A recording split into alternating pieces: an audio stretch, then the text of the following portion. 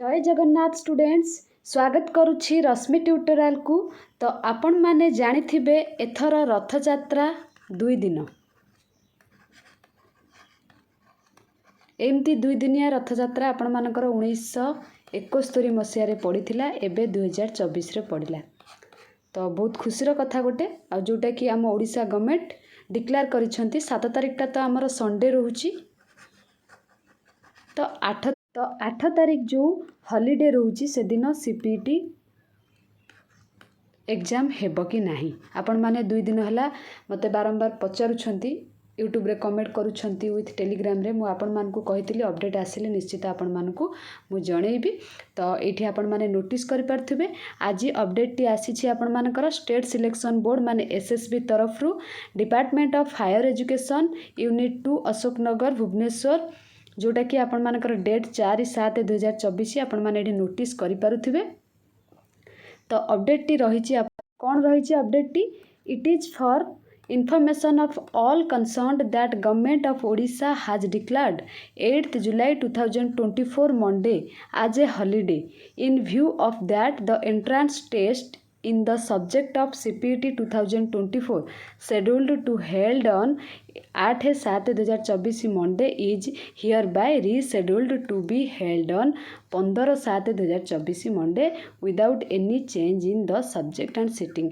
जहाँ भी 8 तारिख दिन आपण मानकर सब्जेक्ट थिला हैला आ जो सिटिंग रे थिला हैला मनकर जने पिलांकर 10टा रे थिला आ जनकर 12:30 रे थिला कि जनकर 4टा 3टा रे थिला। तो सेम सिटिंग आपण मानकर सेम सब्जेक्ट सब गुडा को रिशेड्यूल्ड हे कि आपण मानकर 15/7/2024 मंडे रे हबो। तो आपण मानको एक्स्ट्रा 7 दिन टाइम मिल गला। ठीक अच्छे जो मानकर 8 तारिख दिन एग्जाम थिला से माने खुशी होंतु कि आपण मानकु एक्स्ट्रा 7 दिन टाइम मिल गला। ठीक अच्छे तो से 7 दिन भितर आपण माने जदि पढ़िबे बहुत किछि पढ़ी परिबे हैला। 7 दिन भितर आपण माने जदि कहबी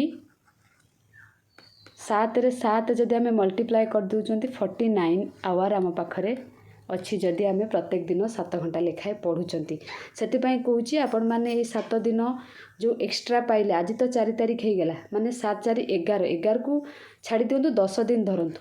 तो ये जो 10 दिन रहा मु आपण मानकर लास्ट 10 डेज रो स्ट्रैटेजी कही देछि सीपीटी पाई से वीडियो के थरे विजिट करंतु और देखि दिंतु से टाइप रो आपण माने फॉलो करंतु देखिबे निश्चित आपण मानकर एंट्रेंस भल हबो।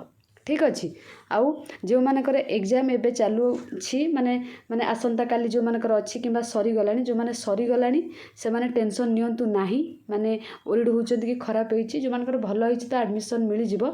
जो मानकर खराब हेची से माने जदि बीडी पाई एंट्रेंस माने फॉर्म आवेदन करिसेंती बीडी पाई पढ़ा पढ़ी करंतु नहले अन्य एंट्रेंस पाई जदि भी प्रिपरेशन करूछंती पढ़ंतु बाकी टेंशन छाड़ी दियंतु। नेक्स्ट ईयर भी आपण मानकर सीपीटी आसीबो आ जो मानकर सीपीटी एग्जाम आगु को अच्छी आसंता काली हो किंबा आपण मानकर ना तो 13 तारिख पर्यंत चलिबो।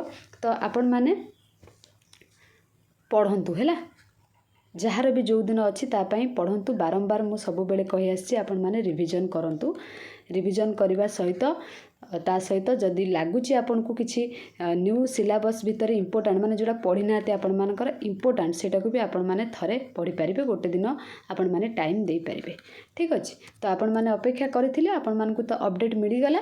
तो एबे समस्ते डाउट क्लियर हो जाइथिबो समस्तंकर बस मन दे के एबे पढ़ंतु आ किछि नै आ प्रभु जगन्नाथ पाखे मुझे प्रार्थना करी आपण मानकर समस्तंकर एग्जाम भल हो। प्रभुंकर तो रथ यात्रा आसुची माने विश्व प्रसिद्ध रथ यात्रा तो आपण मानकर तो एग्जाम आपण माने कहीं भी रथ यात्रा रे जाई परिबे नाही होय तो आपण माने बाहुडारे नहले बाहुडा यात्रा नहले सुनाबेश रे ट्राए करिवे जीवन पई कहिना प्रभु एमिति वर्षकरे थरे आसंती जोटा कि हमर खुशी आम पई।